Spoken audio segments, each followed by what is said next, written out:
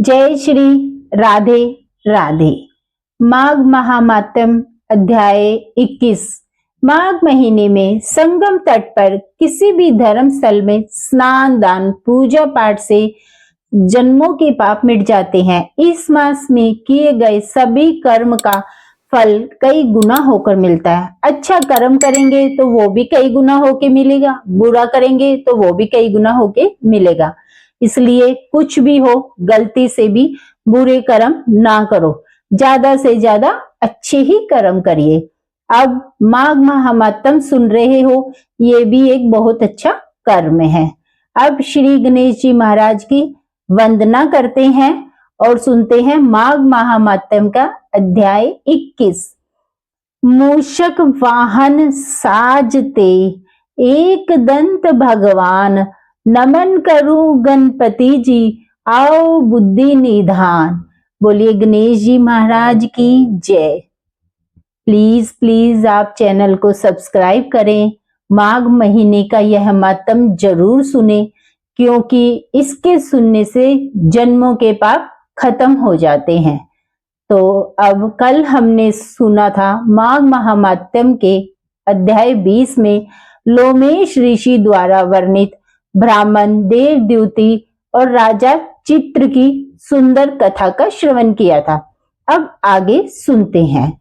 लोमेश ऋषि के श्री मुख से माघ महास्नान का फल सुनकर ब्राह्मण देवनिधि उनका पिशाच रूपी पुत्र और सभी पिशाचनी रूपी गंधर्व कन्याएं उनके साथ माघ स्नान के लिए चले गए।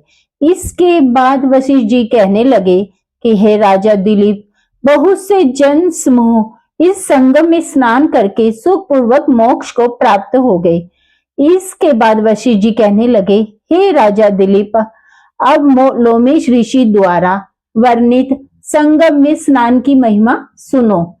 संगम स्थल पर पहुंचकर लोमेश ऋषि, ब्राह्मण, देवनिधि सभी पिशाचों को कहने लगे, इस तीर्थ को सब श्रद्धा पूर्वक देखो। यहाँ पर 35 करोड़ देवी देवता आकर आनंद पूर्वक रहते हैं। यह अक्षय वट है जिनकी जड़ें पाताल तक गई हैं और मार्कंडेय ऋषि प्रलय के समय भगवान के इसी अक्षय वट का आश्रय लेते थे। यही शिव जी की प्रिय भगवती भागीरथी है, जिसकी सिद्ध लोग सेवा करते हैं। यह गंगा स्वर्ग के हेतु पताका है, इसका जल पीकर मनुष्य मुक्त हो जाता है। हे मुनि, ध्यान से सुनो, सभी प्राणी इस नदी को यमुना से मिली हुई पाते हैं। इसका संगम बड़े ही पुण्य से मिलता है। इसके स्नान से जन्म मृत्यु रूपी दावानल नल से लेकर कोई नहीं तपता, परंतु ज्ञान प्राप्त करके मुक्त हो जाता है। यहाँ पर स्नान करने से सभी प्राणी बिना ज्ञान के ही मुक्त हो जाते हैं। इसीलिए ब्रह्मा जी ने यहाँ पर यज्ञ करने की इच्छा की थी। इसी संगम में भगवान विष्णु ने स्त्री प्राप्ति की इच्छा से स्नान करके लक्ष्मी जी की प्राप्त किया।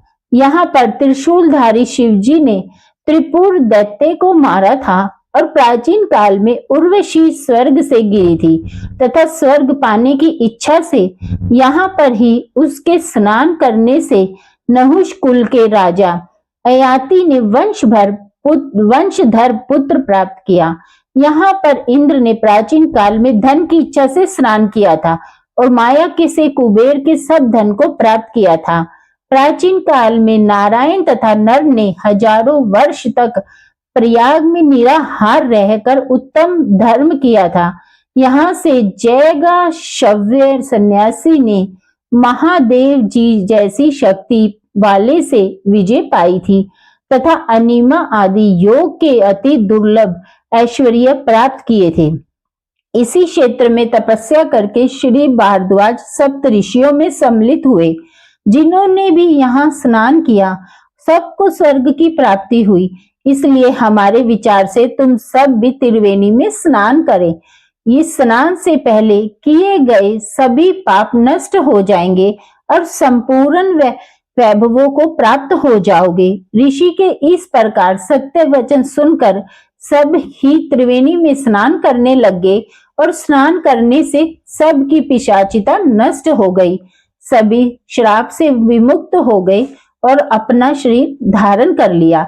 वेद निधि ब्राह्मण ने अपने पुत्र को देखकर प्रसन्नचित होकर लोमेश ऋषि को स्तुति प्रणाम आदि से संतुष्ट किया और कहा कि आपके अनुग्रह से ही ये सब श्राप से मुक्त हुए हैं। अब आप इन बालकों के योग्य धर्म को भी कहिए।